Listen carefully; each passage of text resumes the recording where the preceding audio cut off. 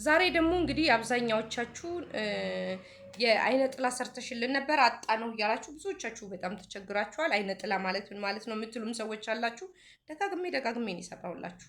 አይነ ጥላ ማለት የዛር ውላጅ የቤተሰብ የሆነ የዛር ውላጅ ህይወታችንን የሚያበላሽ እኛን ሊያጠፋን የፈለገ ከመስመር ሊያወጣን የፈለገ ተስፋ እንድንቆርጥ በቃን ዓለም በቃን የመጨረሻ ህይወታችን ይሄ ነው እንድንል ከሰው እንድንርቅ ጨለማ ውስጥ ብቻ ተደብቀን እንድንቀመጥ ራሳችን ገለልተኛ አድርገን ሰዎች ከኛ ጋር እንዳይገናኙ እኛም በባህሪያችን አውሬ ሆነን ሁል ጊዜ ኃይለኛ ነን እያልን ሁል ጊዜ ሰው አንፈልግም እያልን ተከልለን እንድንኖር ብቸኛ የሚያደርገን ክፉ መንፈስ ነው።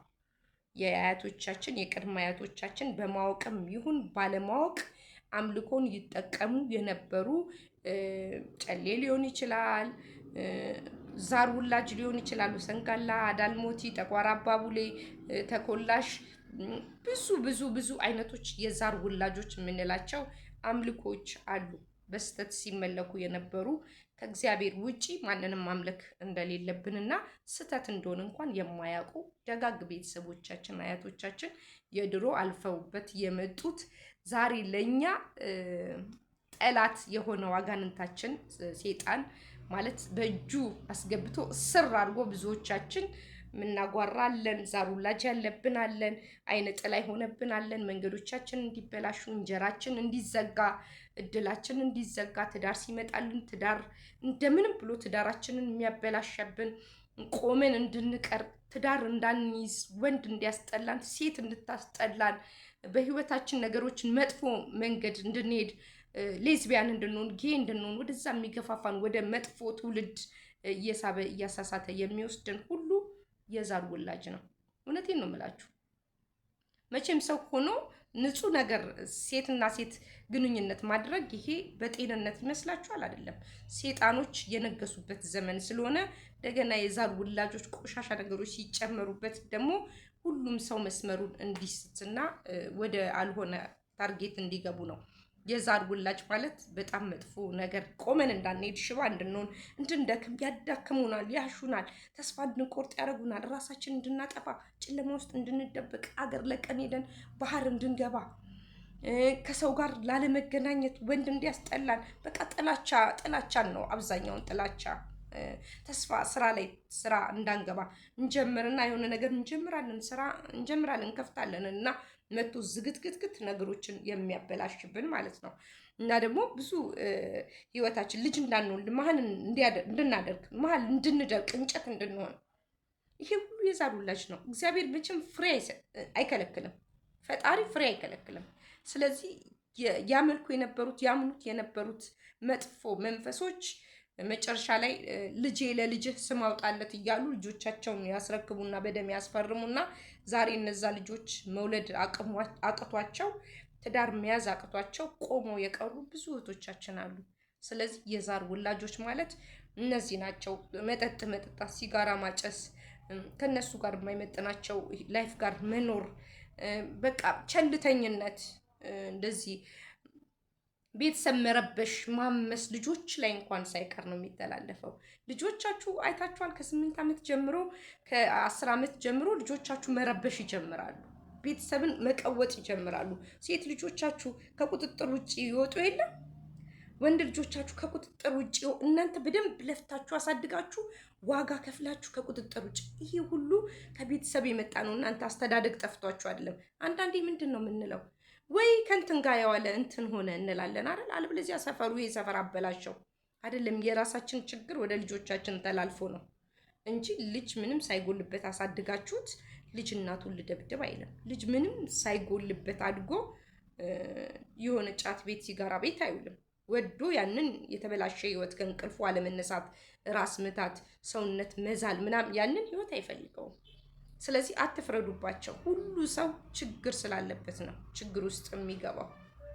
እና ሴቶች እህቶቻችን ባል ሲመጣላቸው ባል የሚያማርጡ ሳይሆኑ ፈልገው ትዳር ይሆነኛል ብለው ልባቸው ተንጠልጥሎ ይመጣና ጀምሮ ይቀራል። ምንም ሳይሆን ይወዳትና ከዛ ሀፕን ያደርግባቸዋል። እና ቤተሰብ ለቤተሰብ እህትና ወንድም ያባላል። በጣም በችግር ውስጥ ያለፉ የሚዋደዱ በጣም ክሎዝ የሆኑ እህትና ወንድሞች ምንም ሳይሆኑ ይጠማመዳሉ፣ ይጣላላሉ። በቃ ጦርነት ፋይት ይከፈታል፣ እስከ ፍርድ ቤት ይዳረሳሉ። ምክንያቱም በቃ ይሄ የአጋንንት ስራ ነው፣ ይሄ የሰይጣን ስራ ነው። ሲያመልኩ በእንጨትም ይሁን እንደምንላቸው እንግዲህ አዳልሞቲ፣ ወሰንጋላ፣ ጠቋር አባቡሌ፣ ተኮላሽ ምናምን በጣም ብዙ እኛ 44 ታቦት አለን እንደምንለው ኦርቶዶክሶች እነሱ አምልኮ ያላቸው ሰዎች ይህን የሚያመልኩ 44 ጥንቆል አይነቶች አሉ፣ አውሊያዎች አሉ። 44 የሚጠሯቸው በጣም ብዙ ናቸው።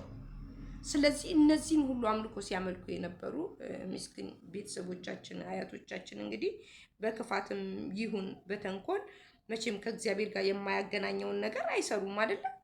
ስለዚህ እኛ ደግሞ ራሳችን ለማጽዳት ማዘጋጀት ስላለብን ይሄ አይነት ምልክት ካላችሁ ለዛ ነው የምለፈልፈው እየደጋገምኩላችሁ። አሁን ማርታ ከኋላ ነው አይታይም፣ አጣነው ፈልጌ ነው ምናምን ስትሉኝ ነው ድጋሜ እንደ አዲስ የምሰራላችሁ። ምክንያቱም በጣም ብዙ ሰው ነው እየጠየቀኝ ያለው እና ለሁሉ ሰው ግን ሼር አድርጉ። የዩቲዩቤን ደግሞ ሰብስክራይብ አድርጉ።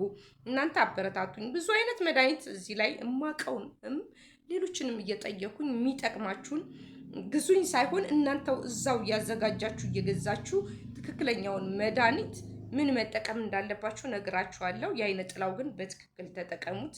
የማይቆጫችሁ በህይወታችሁ በራሳችሁ ላይ እንኳን አገኘንሽ የምትሉበትን ነገር አድርጉ።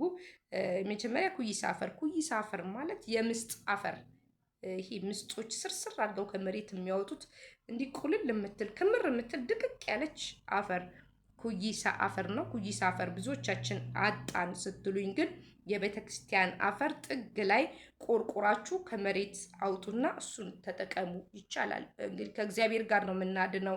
ስንድን ከእግዚአብሔር ጋር ነው ተጨምረን የምንድነው እና ግዴታ ኩይሳ አፈር መሆን የለበትም። የቤተ ክርስቲያን አፈር ከመሬት ውስጥ ቆርቆሮ ማውጣት ይቻላል።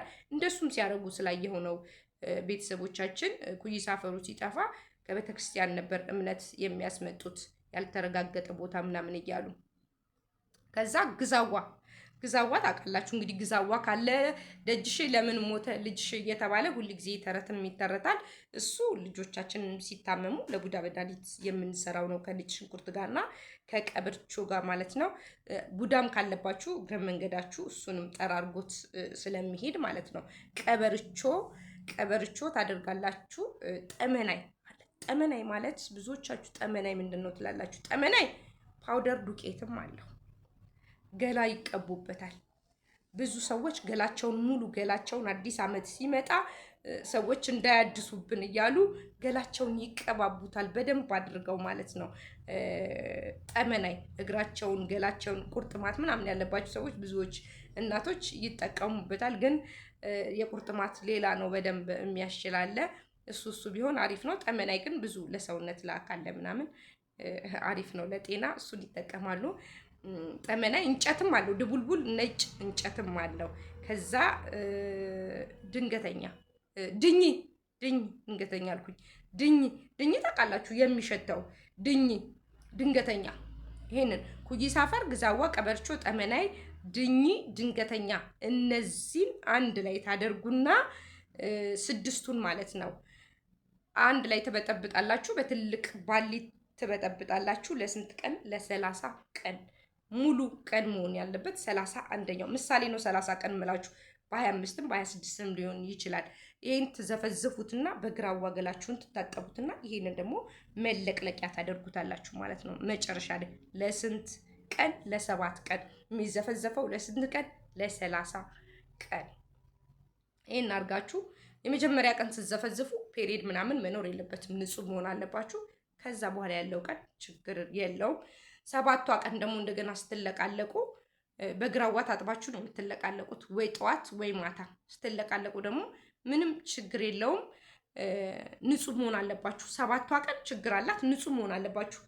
ከመጀመሪያው ከዘፈዘፋችሁት ቀን አንድ ንጹህ መሆን አለባችሁ። ከዛ 30 ቀን እስኪሞላችሁ ደግሞ ችግር የለም። ከዛ ልትጀምሩ ስትሉ ንጹህ መሆን አለባችሁ። በጸበልና በውሃ ቀላቅላችሁ በፈለጋችሁ ጸበል እጣችሁ ባለበት ጸበል አንድ ላይ ዘብዝፉና ይሄን ተጠቀሙ። እንደ አዲስ ንገሪን ስላላችሁ ነው። ሰብስክራይብ አድርጉ፣ ተጠቀሙበት። በጣም ነው የሚጠቅማችሁ። የእውነቴን ነው የምላችሁ። ህይወታችሁን ቀይሩ። ቢያንስ